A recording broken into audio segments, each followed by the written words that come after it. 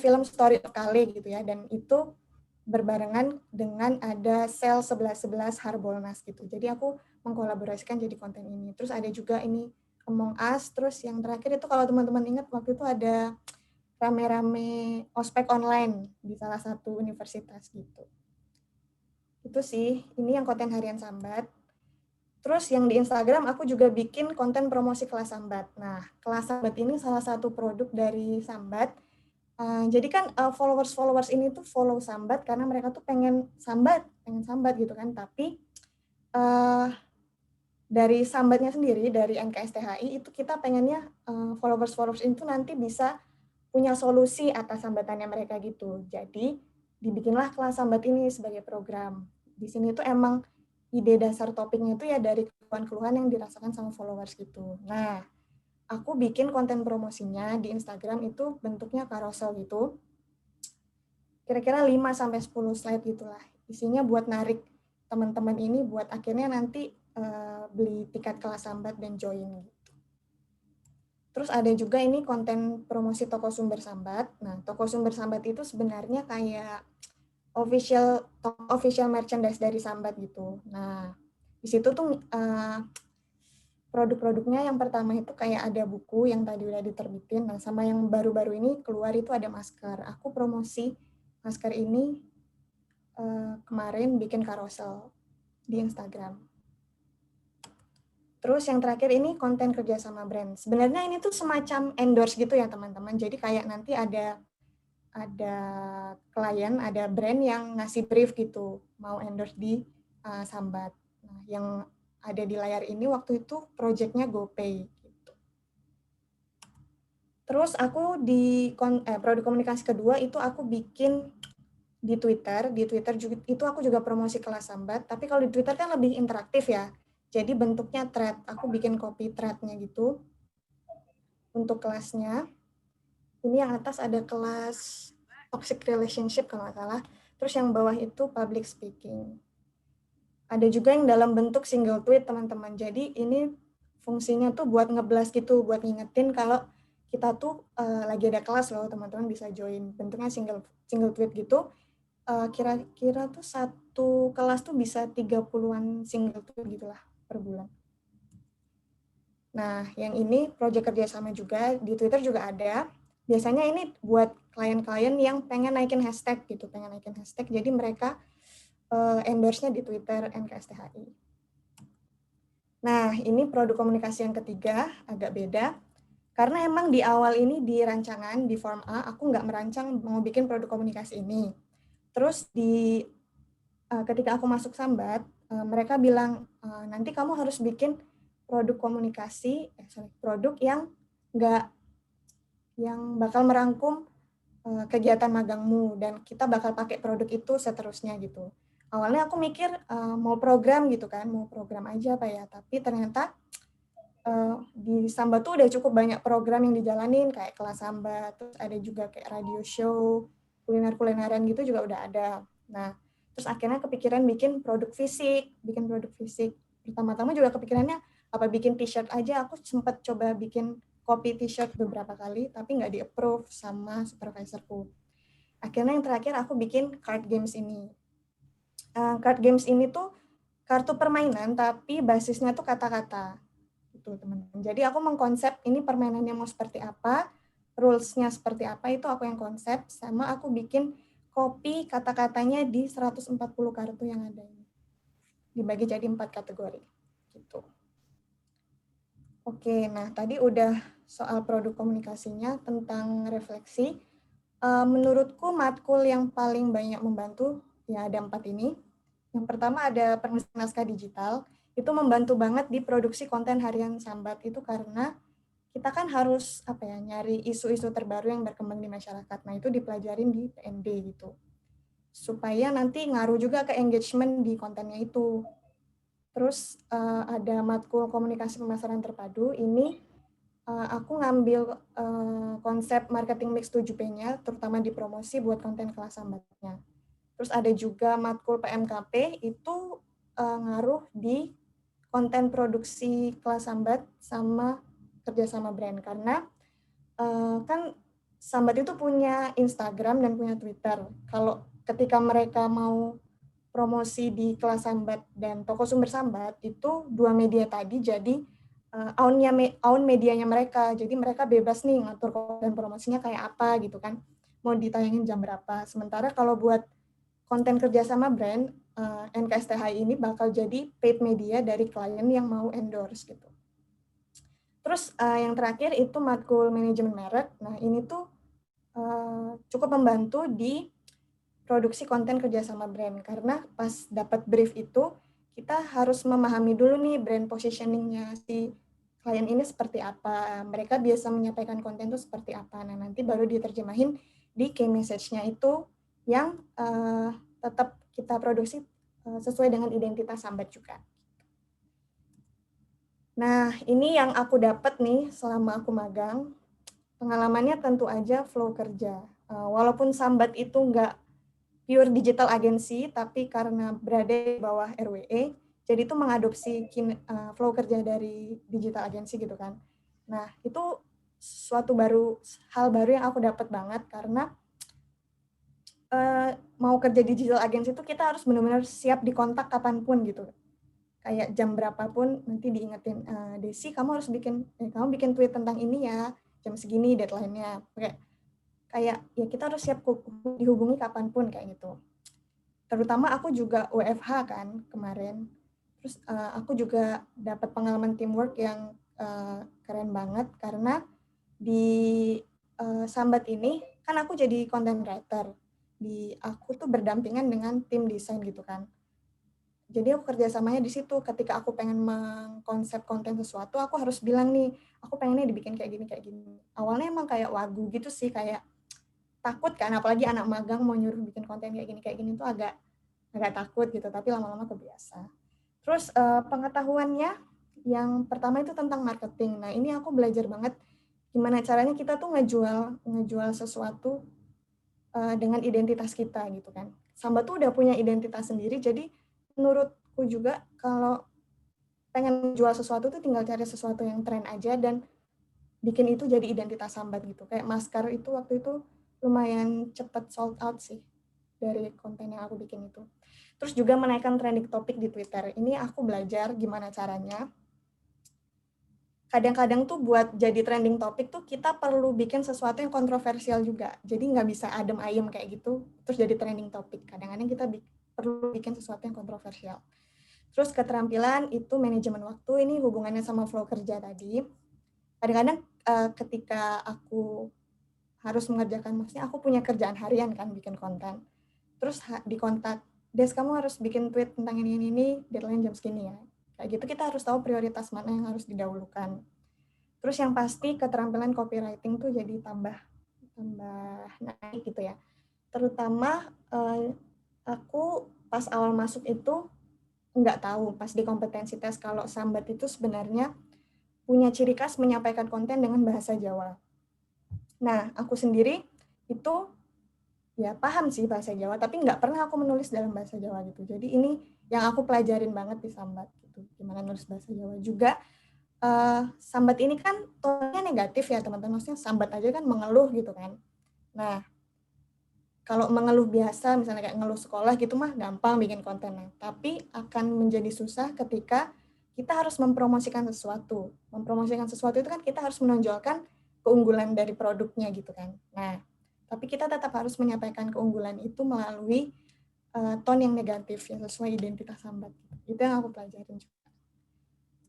Nah, ini untuk saran dan rekomendasi. Untuk Sambat, aku sih sarannya di Sambat itu alur kerjanya tuh terlalu terpusat gitu. Jadi kalau ada yang ngerjain konten kelas Sambat, itu semuanya harus di-approve sama kreatif directornya. Dan itu tuh kadang-kadang bikin kontennya nggak ke-upload, jadinya telat upload kayak gitu. Terus untuk Prodi Ilkom, aku menyarankan dari pengalamanku, aku kemarin kan magang dari KKL Payung.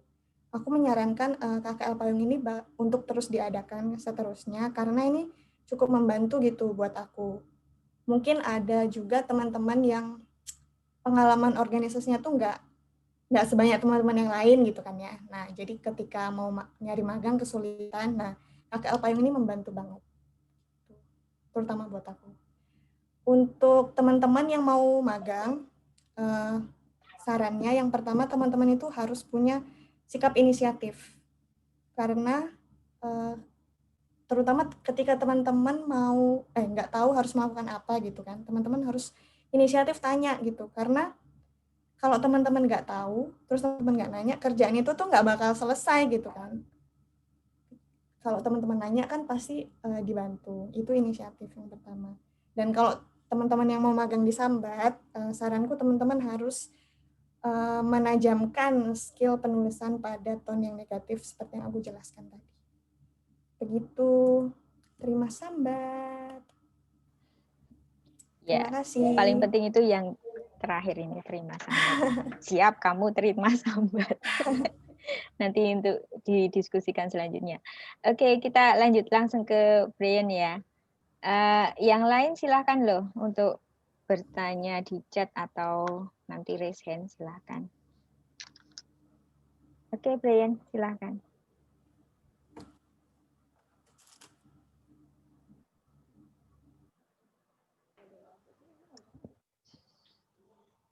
Deg-degan. Sumpah.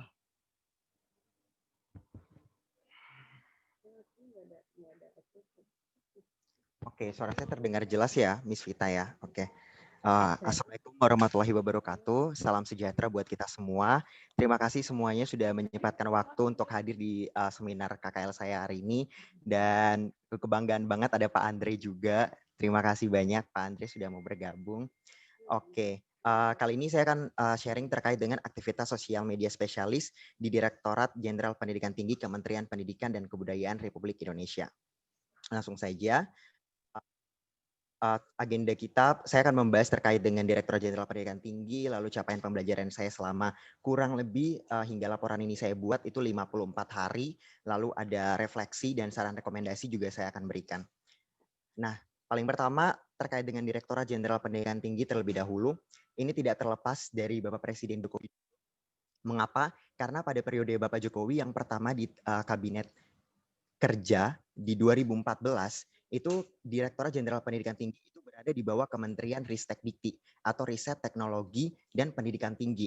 Namun pada periode yang kedua yaitu di periode Indonesia Maju di 2019 kemarin, urusan pendidikan tinggi itu kembali digabung oleh Kementerian Pendidikan dan Kebudayaan. Jadi tidak lagi bagian dari Ristek Dikti.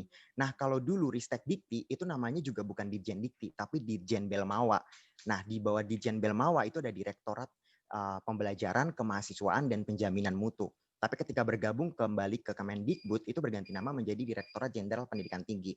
Dan di Direktorat Jenderal Pendidikan Tinggi ini memiliki 3 direktorat di bawahnya yang dinaungi, yaitu ada Direktorat Pembelajaran dan Kemahasiswaan yang tadi Belmawat awalnya sendiri, sekarang bergabung di Dirjen Dikti, lalu ada Direktorat Kelembagaan dan ada Direktorat Sumber Daya.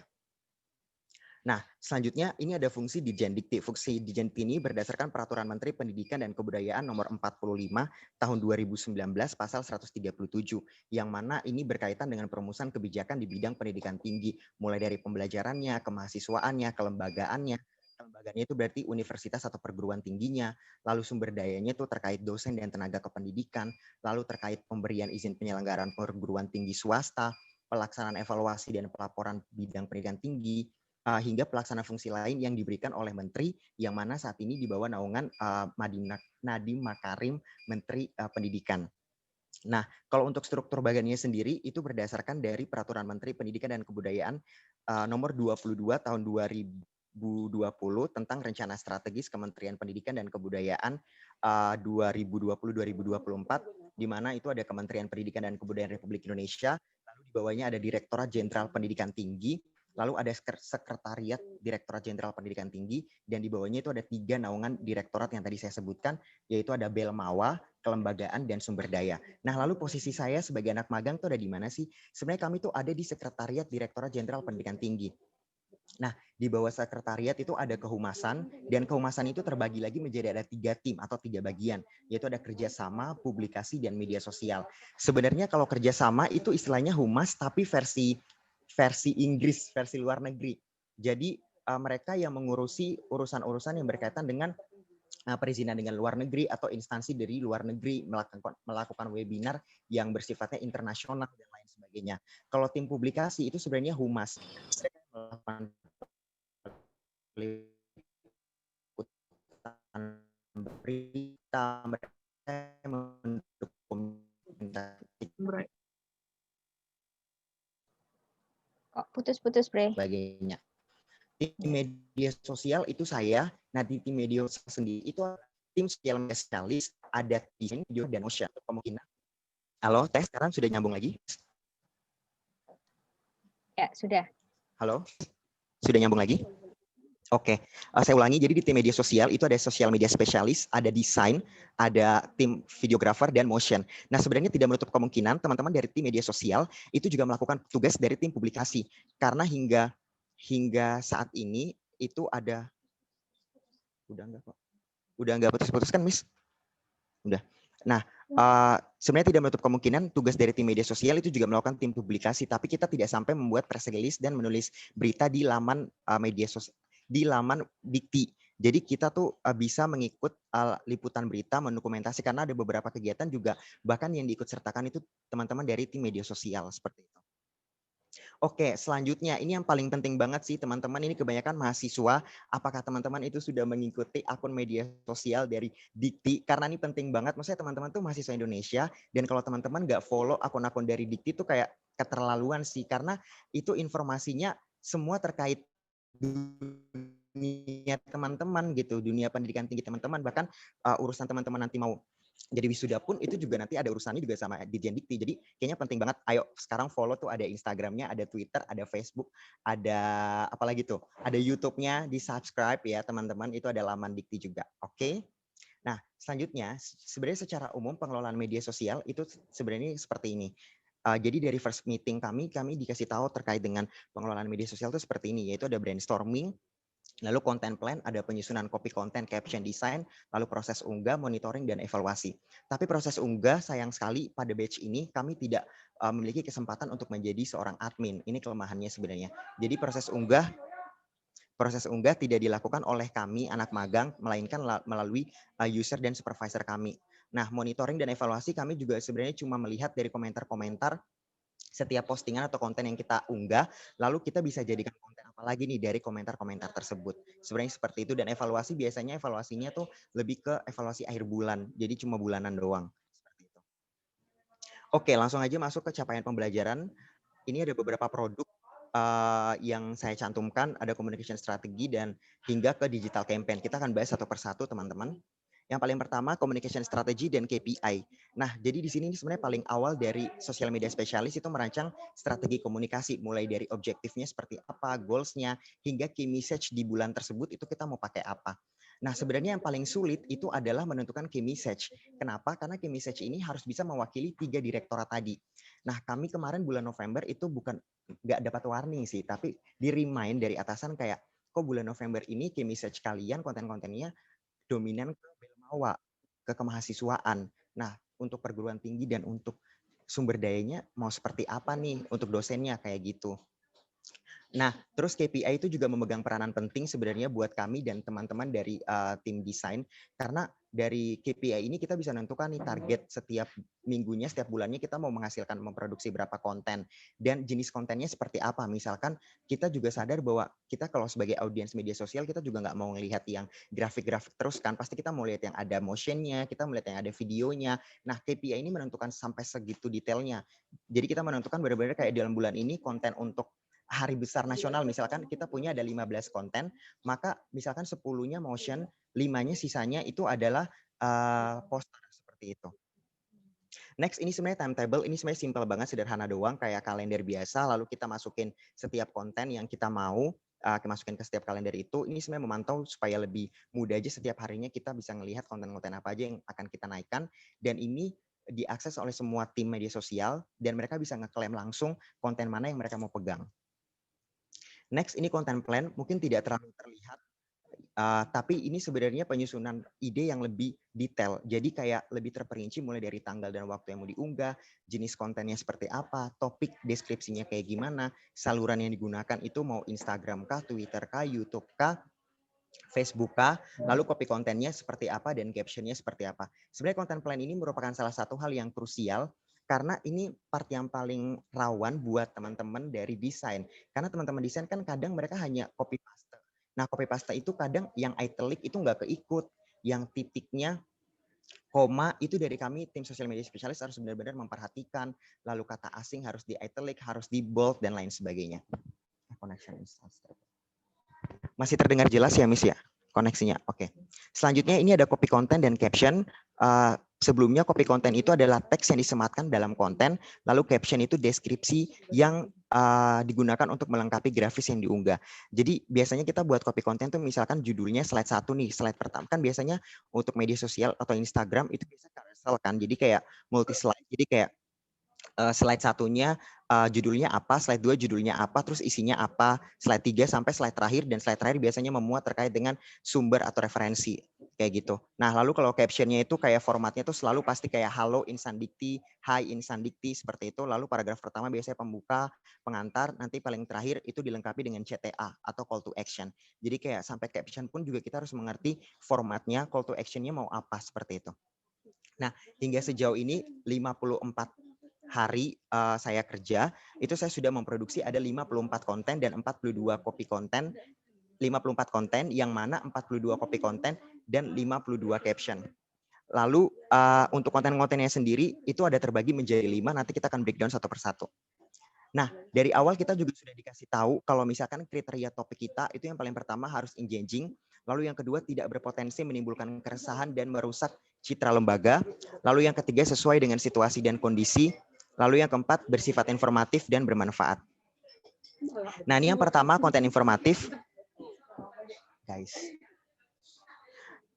Sorry ya, Miss, agak crowded banget di kantor. Nah, konten informatif ini konten yang seputar dengan program dan layanan yang dimiliki oleh Ditjen Dikti, yang mana itu juga dari Direktorat Belmawa, Kelembagaan dan Sumber Daya. Program dan layanan itu berbeda ya, teman-teman. Jadi kalau program itu berjalan tapi ada waktunya, ada jangka waktunya. Tapi kalau layanan itu setiap hari itu bisa jadi ada terus seperti itu. Ini dari konten informatif, dan ini kita jadwalkan strateginya itu naik setiap Senin, Rabu, dan Jumat. Jadi kayak setiap Senin itu ada konten Belmawa, Rabu itu adalah konten kelembagaan, dan Jumat itu adalah konten untuk sumber daya. Next, konten ucapan, ini konten Hari Besar Nasional. Sebenarnya terlihat simpel, tapi butuh ketelitian dan riset yang cukup sih. Karena ini kita memilih misalkan hari besar yang berkaitan dengan kementerian lain, bersinggungan dengan kementerian lain. Kalau riset kita salah, bisa jadi hashtag kita juga salah. Oke, Miss, itu ribut banget nggak sih, Miss? Nggak ya? Oke, jadi bisa jadi kayak risetnya kalau salah, itu otomatis kayak temanya juga salah, hashtag yang digunakan untuk hari besar itu salah. Kemarin kami sempat dapat tegur itu dari konten apa ya?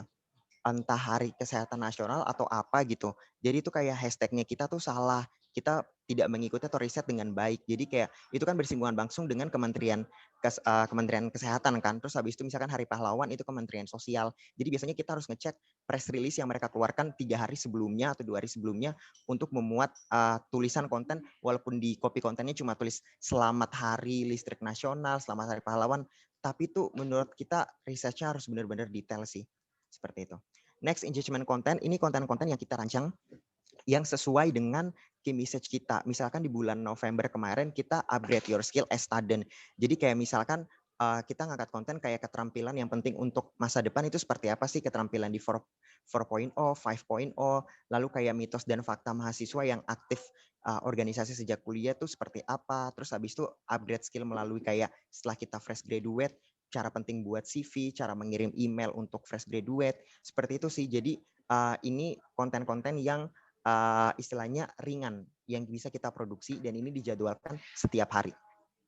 Next, kita juga punya ada konten prestasi dan inovasi. Konten prestasi dan inovasi ini sebenarnya dijadwalkan setiap akhir bulan. Jadi merangkum bulan tersebut, sebulan terakhir prestasi mahasiswa Indonesia. Sebenarnya kami mengutamakan mahasiswa-mahasiswa yang berprestasi di kancah internasional. Jadi kalau teman-teman nanti punya prestasi internasional dan lain sebagainya, DM aja langsung ke Ditjen Dikti biar masuk di Instagram Ditjen Dikti kayak gitu. Nah, dan biasanya kalau misalkan emang nggak ada yang internasional, kita langsung cari yang nasional. Dan risetnya ini lebih mendalam lagi karena kita langsung nyari di halaman-halaman resmi dari perguruan tinggi tersebut. Jadi kita cari satu persatu nih. Kayak kita buka webnya UI, UGM, Undip. Terus misalkan kalau swasta tuh biasa kita langsung ngelirik BINUS kayak gitu, UPH. Nah, jadi kita ngelihat kayak kampus-kampus besar yang berpotensi emang punya prestasi-prestasi. Tapi tidak menutup kemungkinan sebenarnya juga kayak biasanya ini juga dikasih dari atasan kayak misalkan tolong dong buatin ucapan nih ada Universitas 11 Maret mereka baru mendapatkan predikat sebagai perguruan tinggi Badan Hukum PTNBH. Seperti itu sih. Next ini event. Nah event ini nih konten titipan sebenarnya. Istilahnya kita bilang konten titipan. Dan ini tuh nggak bisa dikontrol sama sekali. Kayak satu hari itu bisa jadi semua konten titipan. Jadi konten kita yang engagement konten tadi itu bisa jadi nggak naik. Seperti itu. Nah, selanjutnya produk lainnya itu aku juga membuat video storyline. Jadi video storyline ini nih konten-konten yang diunggah untuk di YouTube sama Instagram. Dan sebenarnya bisa dikatakan konten ini punya effort yang jauh lebih besar gitu. Karena biasanya ini menyangkut dengan program atau layanan yang sedang dijalankan. Kayak kemarin aku menghandle untuk konten Permata Sakti. Yang berjalan dan itu mulai dari menentukan narasumber, menghubungi narasumber, membuatkan brief buat mereka, lalu memastikan video atau konten yang mereka kirimkan itu sesuai dengan brief, lalu membuatkan storyline yang memudahkan buat teman-teman di videographer dan editor untuk mengedit seperti itu. Dan sejauh ini saya sudah mengerjakan 2 konten yang sudah naik tayang di YouTube, itu yang Permata Sakti sama yang Hari Guru kemarin itu ada Kak Adelia Aryani, dia merupakan guru yang ngajar di daerah terdepan, daerah Sabah. Jadi daerah 3T itu untuk memperingati Hari Guru kemarin. Lalu habis itu ada beberapa konten lainnya itu kayak konten-konten video semenit di Instagram. Walaupun cuma semenit, tapi itu juga teman-teman editor tuh sangat butuh storyline dari kita. Kayak grafiknya mau apa aja, gambarnya mau apa, sampai kita yang menentukan gambar pun itu dari kita juga kayak gitu. Next, ini campaign ada kampanye. Jadi kemarin kita sempat melakukan ada 2 kampanye. Yang pertama kita terus lawan corona dan ingat pesan ibu. Kalau kita terus lawan corona itu benar-benar pure dari kami, yaitu kita terus lawan corona dan aku duta perubahan. Sementara ingat pesan ibu itu tuh kampanye dari pemerintah yang memang sudah berjalan dan kita diminta untuk tolong dong buatin konten-konten yang aktif, yang ringan, yang bisa mengingatkan terus, meningkatkan awareness masyarakat terkait ingat pesan ibu dan mahasiswa lakukan 3M. Akhirnya kita buat konten-konten kayak yang 5 momen sangat dirindukan saat di rumah saja, lalu fakta unik langkah 3M, lalu 4 pelajaran berharga. Nah, konten-konten itu kami sematkan kampanye kita, yaitu yang ingat pesan ibu sama mahasiswa lakukan 3M. Kalau kita terus lawan corona, itu aku berperan untuk membuatkan campaign briefnya, lalu menghubungi beberapa stakeholder yang bisa kita hubungi untuk bisa berpartisipasi dan dengan memposting to Wibon, lalu melakukan aksi 3M. Nah, itu juga kita partisipannya kurang lebih mencapai 50 dan menurut aku ini sebenarnya agak fail sih untuk sebesar di Dikti kampanyenya karena kayak cuma 50 partisipan tuh kayak dikit banget gitu. Dan kelemahannya itu kemarin karena kita kekurangan waktu, benar-benar hanya seminggu kita dikasih, lalu kita juga kurang sounding. Istilahnya kita kurang nge-remind secara berkala melalui Instastory maupun konten-konten di Instagram. Karena kebetulan 2 kampanye ini berjalan barengan. Jadi kita, yaitu tadi kekurangan waktu banget dan cara membagi waktunya itu susah antara kampanye yang satu dengan kampanye yang punya pemerintah, seperti itu. Nah, aku juga membuat social media monthly report. Ini mungkin simpel aja kayak kita sejauh ini sudah meningkatkan ada 16.000 followers yang dimana di bulan Oktober ke November kita menaikkan 7.000 dan di bulan November bulan yang kemarin terakhir November itu menaikkan 9.000. Sebenarnya kita dikasih target setiap bulannya harus meningkatkan 20.000 followers. Tapi itu tidak tercapai dan kita hanya bisa mencapai paling tinggi 10.000 followers seperti itu. Lalu engagement rate kita menurun di bulan Oktober itu kita menurun, lalu di November kita naik, ada satu tools yang menunjukkan kita engagement rate-nya 1%. Nah, ini juga yang terakhir yaitu voice over. Jadi voice over ini ada salah satu konten yang naik di YouTube dan aku dubbing untuk konten ini, seperti itu. Dan ada juga coming soon nanti podcast di Dirjen Dikti, itu juga aku yang jadi podcasternya. Nantikan ya. Oke, langsung aja ke refleksi. Miss Vita, waktu aku tinggal berapa, tapi ya udah deh. Refleksi ini yang pertama ada beberapa mata kuliah yang menurut aku bersinggungan erat. yang aku warnain beda. Media sosial itu sangat-sangat bersinggungan banget. Aku bersyukur banget ngambil mata kuliah media sosial karena ini ada teori yang POAC, planning, organizing, actuating, dan controlling itu sesuai banget.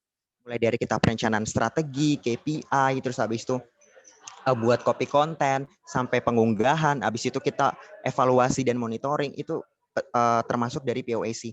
Lalu ada juga POM media, itu yang ada paid, own, sama earn media. Nah itu juga berguna banget sih kita terkait dengan teori-teori itu dan konsep-konsep itu, yaitu terkait dengan own media. Lalu kalau produksi multimedia, itu sebenarnya karena kita udah terbiasa sama Mas Boy, kayak thank you banget buat Mas Boy.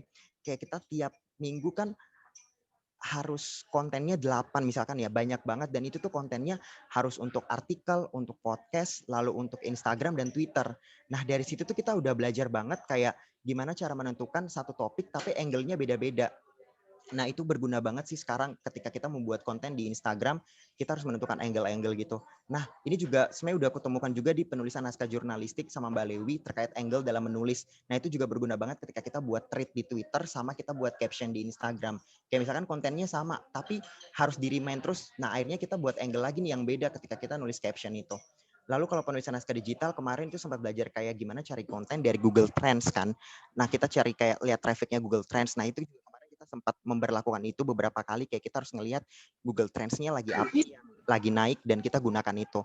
Lalu kayak gaya dan teknik penulisan media online itu juga kayak kita memposisikan diri ketika kita jadi audiens, kita mau dapat konten yang seperti apa nih kayak gitu. Lalu ketika kita dapat informasi itu, konten itu, kita mau apakan nih, call to action-nya apa. Nah itu kita belajar juga, saya juga belajar dari penulisan naskah digital. Nah terus yang terakhir itu ada manajemen merek, kayak belajar brand positioning sama brand personality. Kayak kita kan udah tahu nih, kayak emang di Jendikti itu bukan korporat, bukan pemasaran, dan tidak mengejar profit.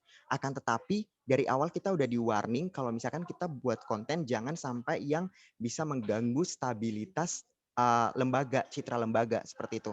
Jadi kita benar-benar harus hati-hati untuk bisa memposisikan konten-konten kita sesuai dengan merek kita. Jadi kita nganggap di Jendikti itu adalah sebuah merek, dan brand positioning kita nganggap bahwa kita nggak formal-formal banget, kita nggak yang kaku-kaku banget. Kayak misalkan dari sapaan aja deh, kita nyapa selalu halo Insan Dikti. Insan Dikti, dari penggunaan kata Insan Dikti aja itu udah kita memposisikan orang-orang itu sebagai punya posisi yang spesial gitu.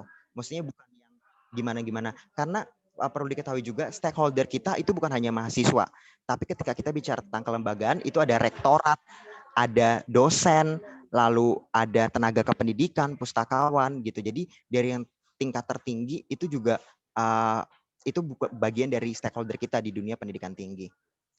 Oke, next terkait dengan pengalaman, saya banyak belajar banget terkait gimana sih kerja dengan dapur di ranah pemerintahan. Kayak akhirnya aku tahu kayak oke, ternyata di ranah pemerintahan tuh kayak gini gitu. Terus habis itu juga kayak belajar suasana kantor di pemerintahan, terutama di kementerian. Kayak misalnya suasana kantornya tuh apa ya, bisa dibilang kayak dari kita masuk kantor aja, naik lift, keluar lift, itu tuh ada attitude-nya, manners-nya itu harus sangat jaga. Karena kita nggak pernah tahu tiba-tiba masuk lift, keluar lift, ketemu Nadiem Makarim, ada urusan di gedung yang sama kita, kan kita nggak tahu ya, kita ketemu direktur jenderal, kita juga nggak tahu. Jadi kayak attitude-nya tuh harus benar-benar dijaga, yang benar-benar apa ya, harus benar-benar bisa memposisikan diri kalau datang ke kantor ya emang untuk kerja, kayak gitu.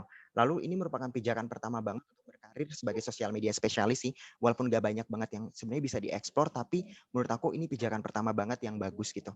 Pengetahuannya tentu terkait dengan pengelolaan media sosial, saya jadi tahu lebih banyak karakteristik Instagram, Twitter, YouTube seperti apa, kayak gitu. Lalu produksi caption yang efektif tuh kayak gimana, harus punya sapaannya, harus call to action-nya tuh apa, kayak ayo bagikan informasi ini ke insan dikti lainnya. Jangan lupa untuk hadir ya dan nantikan keseruan lainnya. Jadi call to action-nya tuh apa untuk caption kayak gitu. Lalu aku juga mengetahui kayak tools-tools yang digunakan untuk mengetahui engagement rate. Kayak ketika kita mau buat laporan bulanan mengetahui engagement rate, kita harus tahu tools-toolsnya apa aja kayak gitu. Lalu ini sih yang simple banget. Hari-hari besar tuh nambah wawasan banget ketika kita buat konten hari-hari besar. Ternyata aku baru tahu, oh ternyata hari toleransi sedunia itu tuh diperingati karena 120 tahunnya Gandhi Mahatma. Kayak terus habis itu kayak misalkan baru tahu hari penerbangan nasional, itu karena gara-gara dulu misalkan yang di Adi Sucipto, pahlawan Adi Sucipto. Ini aku tuh baru tahu, nambah wawasan banget kayak ketika kita buat konten-konten itu. Lalu keterampilan kayak teamwork aku diasah lagi, leadership aku diasah lagi, karena puji Tuhan aku kayak di sini dikerjakan sebagai PIC untuk media sosial. Dan aku belajar banget cara bagaimana mengkomunikasikan sebagai Brian dan sebagai teman dan sebagai partner kayak gitu. Jadi itu penting banget. Communication juga. Mungkin tadi Desi ada sempat kayak inisiatif. Nah itu inisiatif tuh penting banget bagian dari komunikasi. Karena kalau kamu nggak inisiatif, ya udah kamu bakal benar-benar kayak nggak dianggap kamu ada gitu. Itu penting banget sih komunikasi. Terus yang keterampilan juga content writing, aku menulis, aku tuh diasah lagi di tempat ini sih. Oke, selanjutnya ini saran dan rekomendasi buat Dijen Dikti. Kelemahannya itu adalah hingga saat ini sebenarnya kita belum punya SOP yang tetap untuk pengelolaan media sosial. Jadi SOP-nya cuma kayak apa aja yang boleh dan tidak. Tapi terkait ada beberapa hal SOP-nya yang membuat kita lambat itu adalah berkaitan dengan approval. Jadi approval konten kita itu kalau bisa dibilang melewati 3 pintu. Kalau bisa dibilang hingga melewati 3 pintu. Dan dari satu pintu ke pintu yang sampai ketiga, itu tuh bukan kita. Jadi kita harus ngelewatin ada user ke supervisor ngelewatin ke grup atasan besar yang isinya kehumasan, humas-humas dari Dijen Dikti. Nah itu tuh sangat-sangat memakan waktu menurut aku. Itu sangat memakan waktu. Jadi kayak perlu ada SOP yang tetap. Lalu kalau bisa mahasiswa KKL dijadiin admin juga dong. Masih ada user aku nggak sih? Ini ada user aku. Jadi KGG mahasiswa KKL batch berikutnya tuh bisa jadi admin dong salah satunya. Jadi bisa memastikan konten itu tuh naik sesuai dengan prime time kita, sesuai dengan waktu kita. Jadi prime time kita itu kan dari jam 6 pagi sampai jam 9 malam. Kayak gitu. Lalu berikutnya terkait dengan keprodi, mata kuliah media sosial itu penting dan berarti banget. Cuman emang kemarin waktu di kelas media sosial aku masih merasa masih terlalu teori banget. Padahal menurut aku kayaknya kita nggak perlu terlalu baik teori ketika kita udah ngomong media sosial. Harusnya lebih banyak ke konsep kayak tools-tools yang bisa digunakan untuk engagement rate, cara meningkatkan engagement rate, terus jenis-jenis konten yang bisa digunakan untuk engagement rate, terus meningkatkan followers kayak gimana, dan lain sebagainya. Jadi kemarin masih kayak terlalu teoritik banget sih sebenarnya menurut aku, tapi bersyukur banget ngambil media sosial, seperti itu. Terus untuk mahasiswa, kalau yang mau KKL di Dijen Dikti, menurut aku kalau kalian mau cari pengalaman terkait dengan ranah pemerintahan, Dijen Dikti salah satu pilihan yang tepat buat teman-teman semua. Dan teman-teman harus up to date terkait dengan dunia pendidikan terkini, karena itu penting banget. Hal simpelnya, misalkan kemarin kita buat konten, terutama aku yang megang konten itu, nah itu salah satu kita narasumbernya itu mahasiswa UIN dari Palembang. Nah habis itu langsung dikomentarin kalau ternyata kalau bisa mahasiswa jangan dari UIN ya, karena UIN bukan bagian dari Kemendikbud.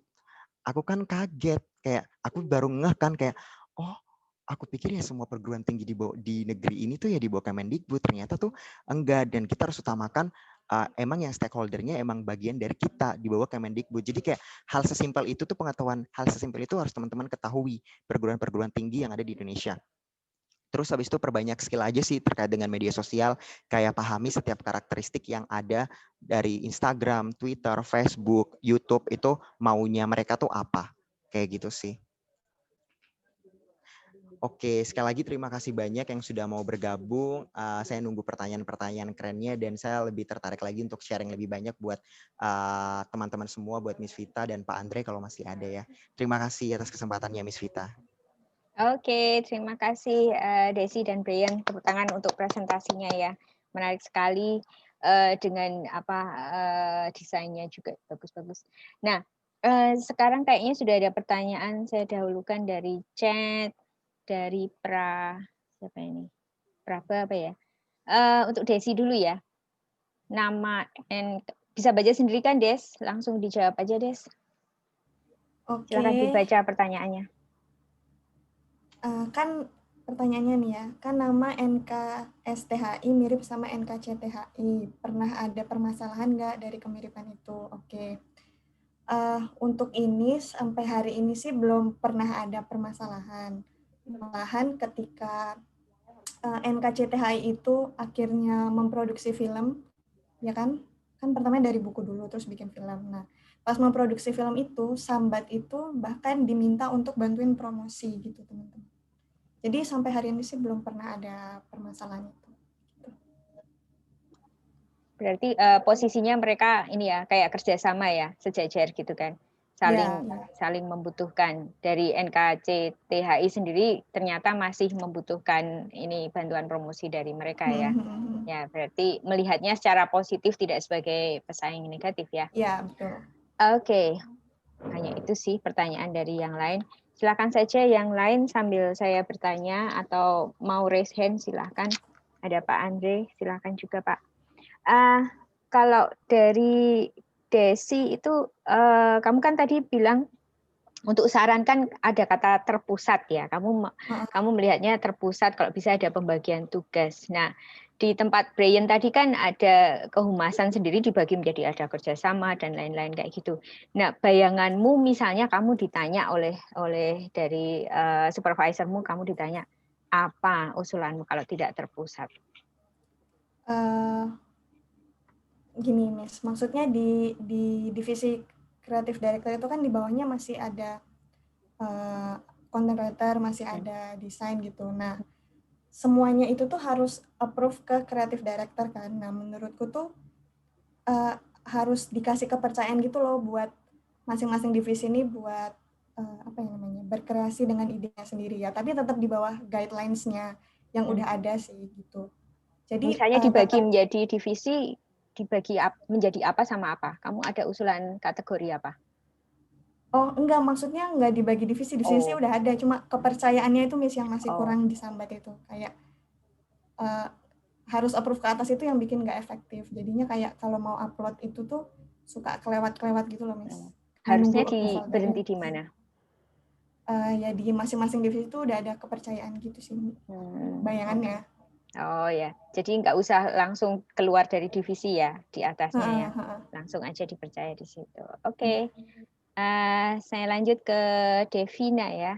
Kak Bre mau minta sharing, itu Bre, kamu baca dan dijawab. Kak Bre mau minta sharing pas riset untuk salah satu konten dong Kak. Aduh, salah satu konten dari sekian banyak mau yang mana? Yang berkesan, yang paling kamu bermasalah atau paling baik? Yang paling bermasalah? Nggak ada. Oh, mungkin ini yang satu aja deh. Mungkin Menantang. ini sebenarnya nggak bermasalah sih, tapi kita deg-degser karena postponnya hampir sebulanan. Itu ada salah satu konten yang udah naik di YouTube, itu kontennya Kak Delia Aryani yang di Hari Guru kemarin, salah satu guru mengabdi di daerah 3T. Sebenarnya konten itu tuh kita riset sebenarnya pertama kita mau ngangkat untuk Hari Sumpah Pemuda 28 Oktober. Dan aku sudah nulis dan membuat briefnya, itu angle-nya sebagai sosok anak muda yang mau berdedikasi buat negeri melalui ngajar di daerah 3T terdepan terluar negeri gitu. Jadi dia ngajar di daerah Sabah, Malaysia, dan dia ngajar anak-anak imigran dari buruh kelapa sawit di daerah sana. Jadi aku ngeriset sampai nyari si Kak Delia Aryani ini sosoknya seperti apa, dan kebetulan itu dia udah sempat beberapa kali diangkat di beberapa media TV nasional seperti Metro dan lain sebagainya. Jadi dia udah sempat diangkat, jadi sedikit memudahkan gitu. Jadi cuma cari profilnya, lalu cari Instagramnya, lalu cari karakter dia seperti apa kayak gitu, lalu buatin briefnya. Nah, ketika kita proofing, setelah seminggu selesai, kita proofing, dari atasan tuh ngomongnya sepertinya nggak bisa naik deh, karena ini harusnya masuk ke Direktorat GTK, Guru dan Tenaga Kependidikan, bukan bagian kita. Aku di situ sempat defense, tapi bukan ngotot. Aku bilang kayak, angle-nya di sini aku nggak nyorotin dia sebagai guru sebenarnya, tapi sebagai anak muda yang punya dedikasi. Dan itu juga terpampang jelas dari setiap statement yang dia keluarkan, karena statement yang dia keluarkan itu berdasarkan brief yang aku buat sendiri, dan aku ngarahin dia emang angle-nya ke sana gitu. Tapi ternyata dari atasan tetap bilang kayaknya nggak bisa naik. Nah, akhirnya aku menunggu momen yang tepat, aku cari lagi nih. Aku istilahnya aku juga kasihan kan, maksudnya aku cara ngomong ke Kak Delianya tuh gimana, masa kontennya nggak jadi naik kayak gitu, mana tuh konten bagus banget 15 menit 20 menit ya kalau nggak salah, nonton ya di YouTube ya, ada kok, nanti cari aja. Terus habis itu aku lihat lagi nih, oh ada nih di bulan November Hari Guru Nasional. Akhirnya aku mencoba beranikan diri untuk proofing lagi. Aku bilang, Mas ini konten ini bulan kemarin batal naik tidak diizinkan karena guru. Nah, harusnya sekarang sudah bukan jadi alasan lagi nih, karena momennya tepat nih, Hari Guru Nasional. Jadi harusnya tepat. Akhirnya aku cuma ngerombak bagian judulnya sama angle ceritanya di bagian caption. Tapi inti isari dari videonya itu nggak bisa diubah lagi karena kita belum sempat ngubungin Kak Delia lagi. Seperti itu sih. Itu salah satu konten yang menurut aku cukup nggak memakan hati sih sebenarnya. KGG sorry. nggak memakan hati sih sebenarnya. Terus konten lainnya tuh kayak konten yang Permata Sakti itu juga, pokoknya konten-konten yang naik di YouTube yang dalam video yang cukup durasi yang panjang itu butuh research yang, apalagi konten Permata Sakti itu kemarin kita sempat masukin list 10 list narasumber dan udah dihubungi. Cari narasumbernya aja susah banget, nyari kayak ini mahasiswa yang Permata Sakti yang mana dan yang kira-kira narasumber ini well di kamera. Istilahnya nggak mungkin kita milih mahasiswa yang istilahnya agak kagok depan kamera, susah ngomong, kayak gitu kan. Jadi kita milih narasumber yang tepat gitu. Sampai kemarin susah banget cari ada narasumber yang cancel dan dia nggak ngirim, dan ada 2 yang nggak ngirim sampai batas tenggat waktu. Akhirnya aku coba-coba nih nyari dari anak Atma Jaya. Ketemulah si Virgi. Aku nanya, oh Virgi kamu anak Permata Sakti ya? Iya aku ikut Permata Sakti di LSPR. Ya udah kalau gitu ya udah sini kirim testimoni kamu ke aku. Ya udah jadi kayak untung banget ada si Virgi itu sih. Kayak gitu sih. Untuk kalau riset konten. Ya, thanks ya. Jadi ada negosiasi juga ya setelah itu. Dan harus cepat memutuskan, wah kalau nggak gini harus apa, yang penting kan upload kan. Oke, good job. Next ya, ini untuk Bre semua nih. Dari Shalom. Silakan. Pertanyaan untuk Kak Bray, kesulitan apa sih yang pernah dirasa ketika melakukan internship? Bukan apa sih yang pernah dirasakan, tapi sampai sekarang juga masih dirasakan sih. Jadi Maksudnya? kesulitan, mungkin bukan kesulitan, tapi tantangan, challenge ya. Jadi kita nganggapnya selalu di sini tuh, kita ketika membuat konten, kita harus kontennya tuh bernuansa positif. Istilahnya, penggunaan diksinya itu harus bisa membawa citra yang baik. Seperti yang tadi aku bilang, kita harus benar-benar mengutamakan citra lembaga. Jadi salah satu yang sulit, yang ditantang banget di sini itu adalah ketika teman-teman merasa teman-teman kreatif, itu teman-teman harus bisa mengontrol kreativitas itu. Karena di tempat sini, itu nggak semua kreativitasnya bisa benar-benar dikeluarkan. Bukan benar-benar dikeluarkan, diaplikasikan. Karena sekali lagi, kreativitas kita harus benar-benar sesuai dengan apa yang dimau oleh atasan, oleh citra lembaga. Karena pemerintahan tuh agak rancu ketika kita buat konten yang sedikit tricky. Jadi kayak kita nggak bisa buat konten yang apa ya, yang benar-benar ikutin tren tuh nggak bisa. Nah kita punya pengalaman kemarin itu salah satu konten yang ramai apa tuh kemarin, meluruskan hoax ya, yang 12 hoax Undang-Undang Cipta Kerja. Itu tuh kan ramai banget. Dan kita sebenarnya nggak berkepikiran untuk mengangkat konten itu. Dari atasan ngirim, tolong ya diolah. Kita kaget kok, tumben banget kita dikasih konten yang agak lumayan tricky dan rawan gitu. Akhirnya kita olah mungkin teman-teman bisa chat, dan itu konten yang paling ramai langsung like dan komentarnya. Dan komentarnya itu semua komentar negatif. Engagement rate kita naik, likes kita naik, komen kita naik. Tapi untuk citra lembaga itu sangat berpengaruh. Jadi di situ tuh kata-kata hujatan dan kata-kata negatif terkait dengan dunia pendidikan itu ke kita semua. Padahal kayak, maksudnya kita nggak ada bermaksud untuk kesana. Jadi kayak selalu dibilang kayak, ini pendidikan tinggi ngapain nih, ngurus aja nih perguruan tinggi, ngapain ngurus undang-undang. Digituin kayak, apain sih, terus kayak, ternyata koalisi ya dunia pendidikan tinggi sama undang-undang cipta kerja. Sampai dihubung-hubungkan sedemikian rupa gitu. Jadi sekali lagi kayak di sini, kalau teman-teman ngerasa kreatif, teman-teman harus bisa benar-benar bisa menguasai dan mengontrol kreativitas teman-teman. Karena nggak semuanya bisa diaplikasikan. Kayak gitu sih. Kesulitan tantangan aku. Kreatif yang bertanggung jawab ya, harus lihat konteks dan lain-lain. Ya, next ini Feli nanya untuk berdua. Desi dulu yang jawab. Berminat nggak bekerja di situ? Setelah tahu realitas, Des. Terima kasih Kak Feli pertanyaannya. Setelah lihat realitanya sih tertarik aja jadi content writer, karena aku sendiri juga senang ya bikin tulisan kayak gitu, dan aku masih kepengen mengasah skillnya, maksudnya pengen nulis dari berbagai sudut pandang juga gitu, pengen belajar gitu sih Val. Oke, keren. Mau nggak kerja di pemerintahan? Kalau aku sebenarnya untuk posisinya sosial media spesialis, aku tertarik banget. Aku tertarik banget tuh dengan dunia kreativitas seperti ini tuh aku tertarik. Tapi untuk di ranah pemerintahan, pikir-pikir lagi deh, kayaknya enggak dulu gitu. Enggak dulu. Sebenarnya pengalamannya menarik-menarik sih, tapi Karena mungkin pemerintahan. iya, cuman emang ya kembali lagi maksudnya pemerintahannya tergantung dari budaya organisasi dari pemerintahan itu kayak gimana, atasannya seperti apa, itu kayaknya itu sangat berpengaruh juga gitu. Cuman kalau untuk belajar dari pengalaman aku di sini, kayaknya aku jadi first impression di pemerintahan belum sih. Kayak gitu. Ya, itu tantangan yang belum bisa kamu lalui untuk diterima ya. Oke, sekarang pertanyaan dari saya yang Desi. Tadi kan Desi cerita tentang bagaimana bikin trending Twitter. Bisa diceritakan pengalamannya keberhasilan trending Twitter itu prosesnya seperti apa, tahapannya?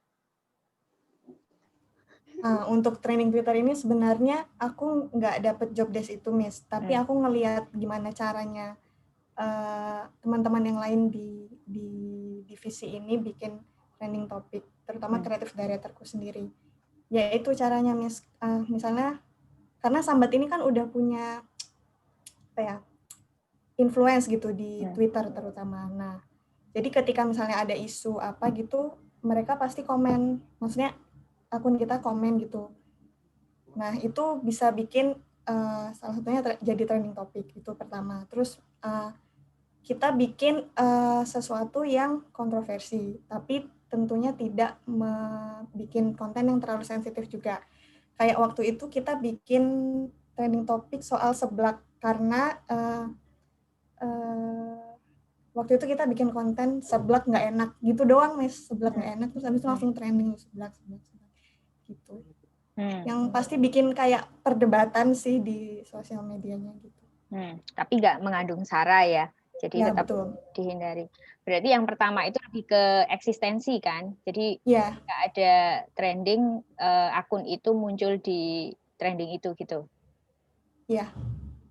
Terus sama ketika membikin itu yang kontroversi yang paling berhasil itu tadi ya. Oke. Kemudian kamu kan belajar untuk ngomong atau untuk mencari tone negatif. Itu kamu sendiri kepengaruh nggak secara hidup ketika 45 hari ini? Jujur maksudnya kalau sambat gitu ya, pasti semua orang pernah sambat gitu ya. Jadi kalau itu sih nggak terpengaruh, karena aku juga pasti udah pernah mengalami. Cuman mungkin kayak yang bahasa Jawanya itu yang aku jadi agak terpengaruh. Jadi kayak aku lebih banyak ngomong pakai bahasa Jawa dengan teman-temanku juga gitu. Loh, kamu dari mana sih asalnya, Des? Aku sih dari Palembang, Miss. Oh, makanya tetap ada struggle ya, ada tantangan di situ. Apalagi menulis ya. Orang-orang Jawa sendiri atau orang Jogja sendiri jarang kok menulis pakai kata Jawa, itu kan kadang tulisannya beda. Nah, itu. Ya, untungnya sih terbantunya tuh karena walaupun pakai bahasa Jawa di Sambat itu identitasnya tuh tetap bahasa Jawa yang frontal gitu, Miss. Jadi nggak yang terlalu halus gitu kan. Jadi buat aku sendiri sih nggak ya, ada struggle tapi nggak terlalu banyak gitu. Yang jadi gaul bisa. Kayak apa anak muda sama anak muda gitu kan? Nggak kayak orang Jawa yang slang gitu. Oke. Emang tahu ada Jawa slang. Ya, bagus. Ini ada ke kakak-kakak nih.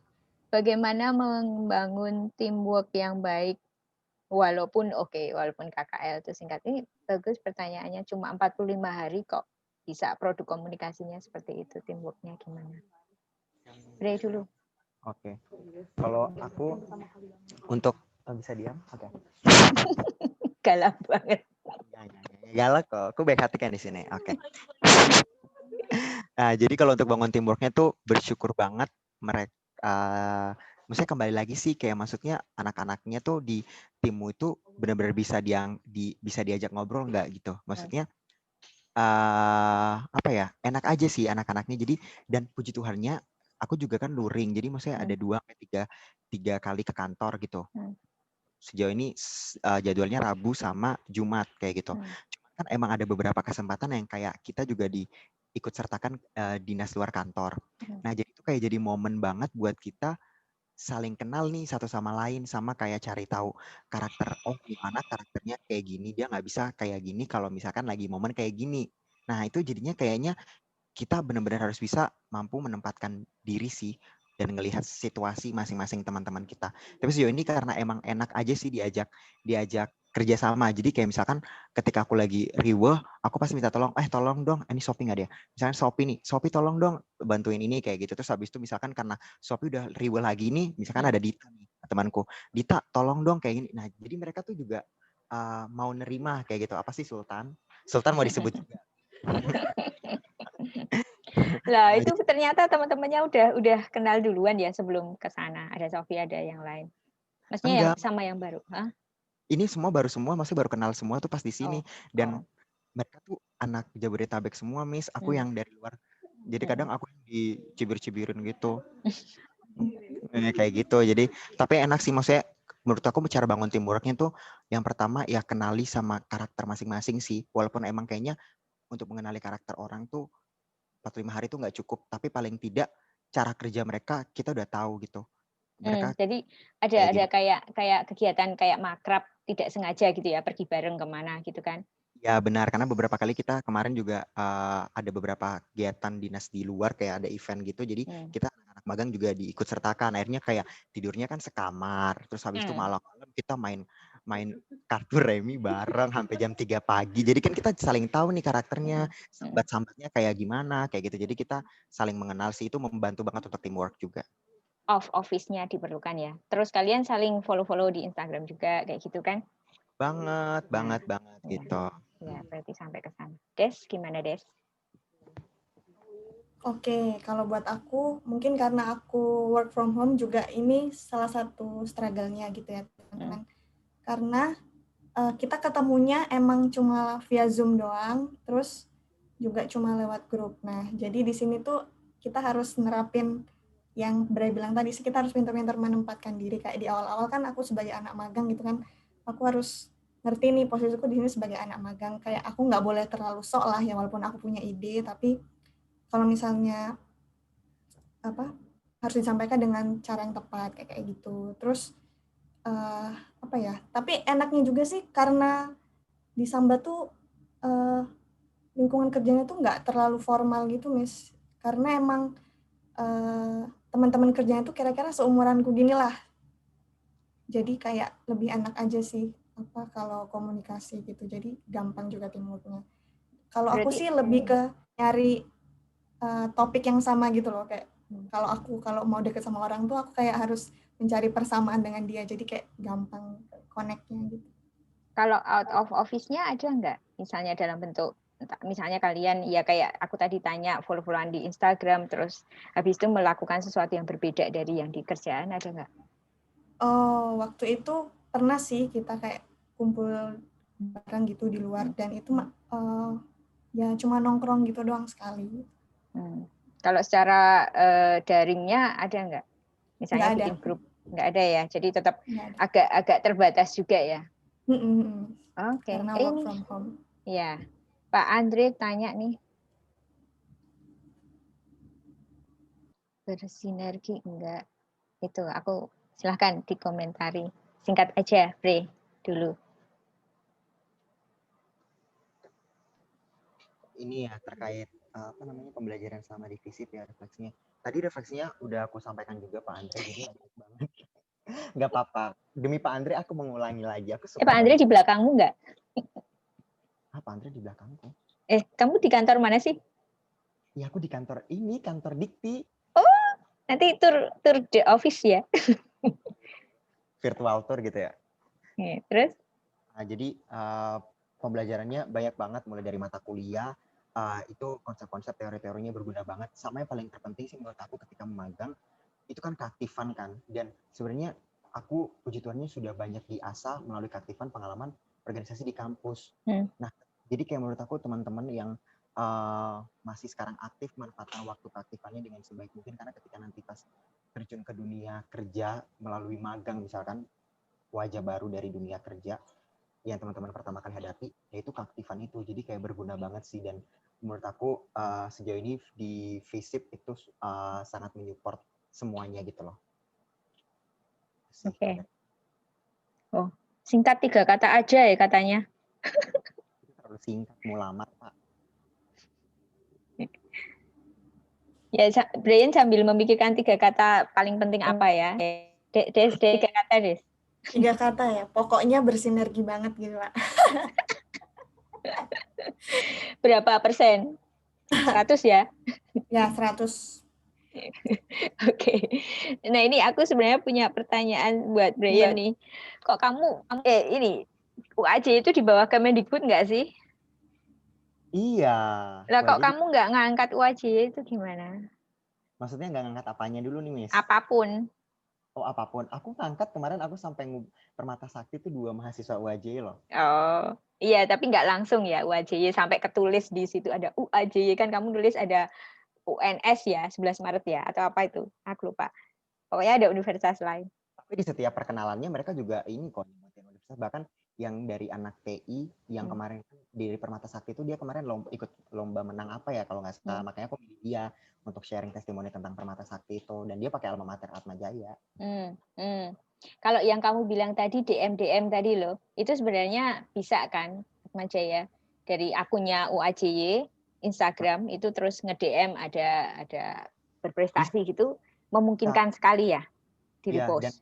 kalau misalkan atau enggak gini aja, biasanya juga kalau misalkan udah diposting di akun officialnya UAJ, ya mention aja ke Dirjen Dikti kayak gitu. Cuma ya itu kendalanya itu, maksudnya anak kakak mahasiswa KKL bukan sebagai admin, jadi benar-benar nggak ngelihat traffic dari media sosialnya langsung. Nah jadi biasanya kita langsung dikasih taunya dari yang megang admin, misalnya usernya ini ada KGG, terus atau enggak ada supervisor kita, jadi bilang ini ada yang ini, ada yang ini, kayak gitu sih biasanya. Nah, menurutmu, aku nggak tahu Desi juga tentang admin itu memang nggak boleh. Menurutmu karena apa? Kira-kira kalau kamu sebagai pemegang atau sebagai supervisor, lalu ada anak magang nggak boleh gitu. Kamu, kalau menurutmu kamu menyetujui, membolehkan atau tetap tidak membolehkan? Misalnya tidak membolehkan, kira-kira analisismu kenapa mereka nggak bolehin? Kalau menurutku nggak boleh, karena belum sampai ke sana deh kayaknya ininya, responsibelnya gitu loh. Oke. Kayak belum waktunya mereka untuk bertanggung jawab di ranah yang di sana gitu. Oke. Bre, yang protes? Kalau aku, nah jadi sebenarnya dulu yang di Dirjen Belmawa itu tuh anak KKL tuh megang. Kan kemarin yang sempat di Dirjen Belmawa tuh kan Kalewi kan, Miss Vita. Nah, Chris Lewi. Oh ya. Nah, jadi dia dulu sebelumnya tuh dia di Dirjen Belmawa, makanya aku tahu informasi terkait ini tuh. Halo Mas, ada supervisor aku. Oke. Jadi dia Kalewi tuh dijadikan admin gitu loh, jadi dia aktif banget. Cuman emang sekarang ya itu karena emang kayak kepergantian, maksudnya ketika kita gabung di Dirjen Dikti lagi namanya, jadi strukturnya berganti lagi dan semuanya berganti lagi, dan itu menjadi salah satu syarat gitu. Dan kalau aku mikirnya emang nggak boleh, mungkin karena traffic kita tuh emang lagi rame banget dan takutnya terlalu banyak yang megang masuk sebagai admin. Oh gitu. Banyak, nggak hanya satu ya? Iya, jadi emang yang megang admin tuh ada beberapa gitu, dan bahkan kayak tim humas dan tim setiap direktorat juga kayaknya ada yang megang juga, dan karena mereka aktif banget, misalnya setiap komentar pun itu kalau bisa dilihat setiap postingan, bahkan setiap postingan kita kontennya apa, komentarnya tuh tetap terkait pertanyaan audiens yang mau terkait program dan layanan. Misalkan kayak program kontennya apa, nanti tuh ada aja kayak dosen-dosen nanya kayak, kok saya belum dapat ya bantuan dana subsidi upah dosen itu kontennya apa, nanyanya kayak gitu. Nah itu kan kayak kamu nggak bisa jawab. Nah itu benar, jadi kayak yang tetap bisa jawab ya memang orang dari staffnya sendiri yang memang mengerti terkait program dan layanannya yang lebih dalam, kayak gitu sih. Ya, kayak Desi bilang tadi ya, tanggung jawabnya mau jawab ke situ nggak ngerti ya mau. Oke, ini ada Pak Andre, kualitas mahasiswa FISIP dibanding teman magang lain gimana? Tunjukkan. Menurut, ya, Desi dulu. Oke, menurutku,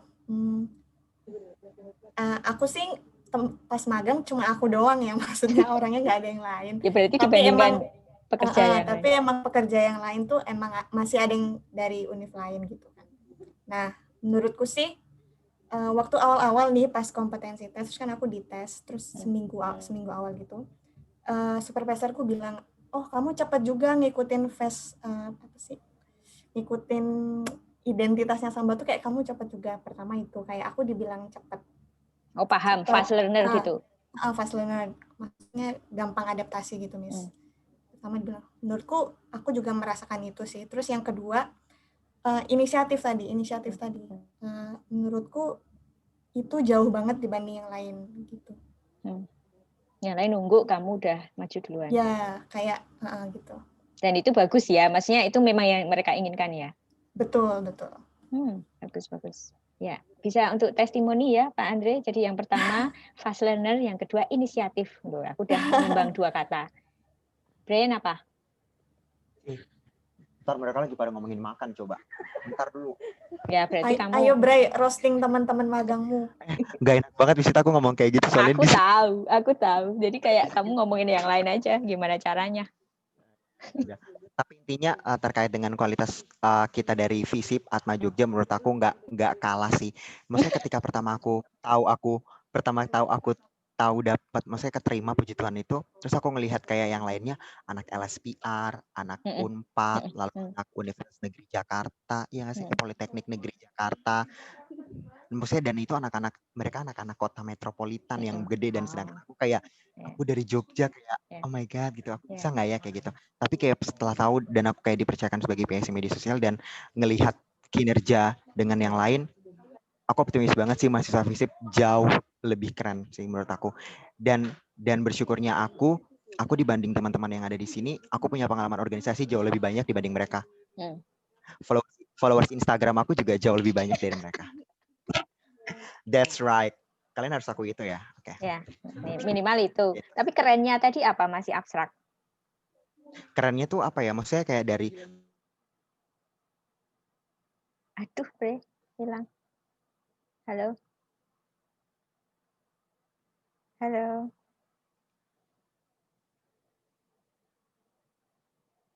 Kok aku yang hilang? Halo.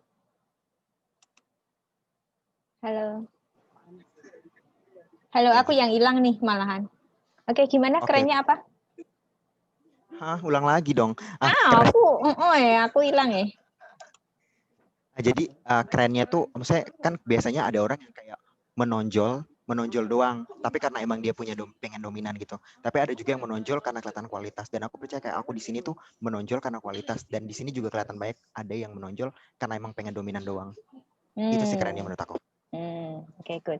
Sekarang uniknya apa sih kalian? Maksudnya anak Atma Jaya uniknya apa? Kalau Bre mungkin lebih ke organisasinya ya. Kesempatan kalau di Atma itu banyak. Desi ada apa? Ada unik apa sih yang kamu rasain? Unik maksudnya gimana? Sebagai anak Atma itu bedanya apa sih sama teman lain di sana? Beda itu belum tentu baik loh. Maksudnya belum tentu yang bikin terbaik maksudnya. Apa sih? Kalau aku sih, nggak tahu ya. Dari pandanganku aku kayak kelihatan lebih confident gitu dibandingin yang lain. Oke. Gitu. Ya. Oke, bagus. Terima kasih. Udah aja ya. Udah aja. Oke. Kayak udah puas kan kalian? Mau ngomong apa lagi? Udah puas. Udah puas. Ya. Ini misalnya kalau mau lihat rekan-rekan kerja aku nih. Halo. Ya, oke. Halo. Semangat ya. Makasih ya udah nemenin Bre. Makasih ya udah nemenin Bre, kata Miss Vita aku. Oke. Ya, terima kasih semuanya Pak Andre dan teman-teman semua yang sudah bertanya juga, membantu saya untuk tahu lebih jauh ya. Oke, tetap semangat yang belum KKL, yang masih KKL atau yang sudah, segera proposalnya dilanjutin. Oke, ini saya stop recordingnya. Nanti saya kasih mungkin di YouTube tapi unlisted ya. Nanti bisa tak kasih linknya.